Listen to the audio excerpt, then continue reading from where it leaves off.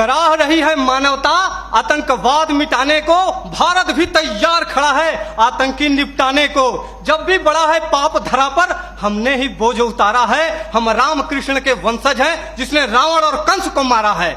आदरणीय सभापति महोदय, निर्णायक मंडल एवं बहादुर साथियों, मैं राइफलमैन मृत्युंजय श्रीवास्तव असम राइफल्स का प्रतिनिधित्व विषय के विपक्ष में करने जा रहा हूं।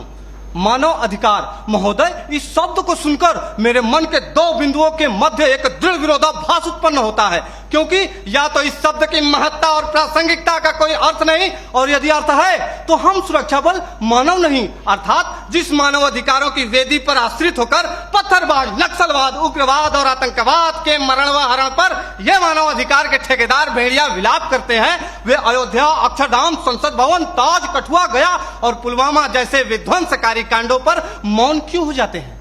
महोदय, प्रशिक्षण काल से ही हमें एक गोली एक दुश्मन, जिसकी पहल उसकी जीत जैसे प्रेरणादायक पंक्ति स्वरूप गुरु मंत्र दिए जाते हैं, परंतु वास्तविकता तो यह है कि मानव अधिकारों के अनुपालन की जंजीरों में जकड़े हम सुरक्षा बल एक आईडी कई जवान, दुश्मन की पहल सैनिक की शहादत जैसे ज्वलंत उदाहरणों का निर्मम साक्षात्कार करते हैं।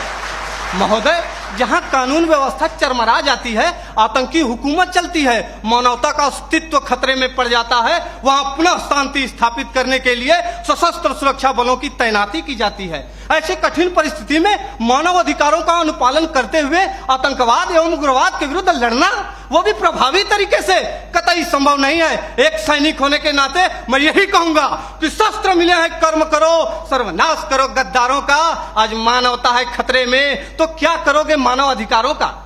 महोदय, मानव अधिकारों के अनुपालन का ही नतीजा है कि पश्चिम बंगाल के एक छोटे से गांव नक्सलवाड़ी से शुरू हुआ नक्सलवाद हमारे देश के 240 जिलों में फैल चुका था, लेकिन जब सुरक्षा बलों ने उनके खिलाफ कठोर और दंडात्मक कार्रवाई की तो यह सिर्फ 90 जिलों में सिमट कर रह गया है। महोदय, सुरक्षा बलों को मानव अधिकारों का पाठ पढ़ाने वाले मैं अपने विपक्षी साथियों से पूछना चाहता हूं कि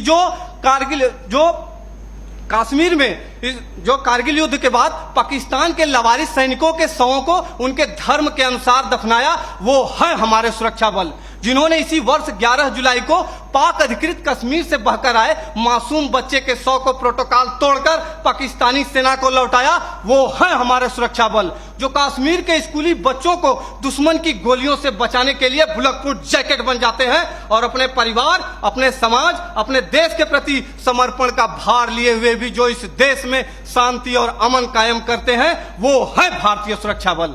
मेरे साथियों, हम सैनिक भी इंसान हैं, हम भी मानव अधिकारों का सम्मान करते हैं, लेकिन राष्ट्र की सुरक्षा के साथ समझौता नहीं कर सकते। महोदय, केंद्रीय गृह मंत्रालय द्वारा संसद में पेश आंकड़ों के मुताबिक वर्ष 2014 में जहां 222 आतंकी हमले हुए, वहीं 2018 में इनकी तादाद बढ़कर 614 हो गई। 2014 में 47 सुरक्षा बलों के जवानों की शहादत हुई तो 2017 में 80 और 2018 में 91 जवान शहीद हुए। हमारे देश में 1993 से लेकर अब तक लगभग 8,390 आतंकवादी और उग्रवादी हमले हो चुके हैं। महोदय, पूरा देश जानता है कि ईद की छुट्टी के लिए जा रहे सेना के जवान औरंगजेब को आतंकियों ने अपहरण कर निर्दयता पूर्वक हत्या कर दी, तब तो किसी ने भी औरंगजेब के मानव अधिकारों के लिए आवाज नहीं उठाई। वही खुखार आतंकवादी अफजल गुरु को कानूनी प्रक्रिया के तहत फांसी की सजा दी गई, फिर भी हमारे देश के प्रतिष्ठित शिक्षण संस्थानों में राष्ट्रविरोधी नारे लगाए जाते हैं।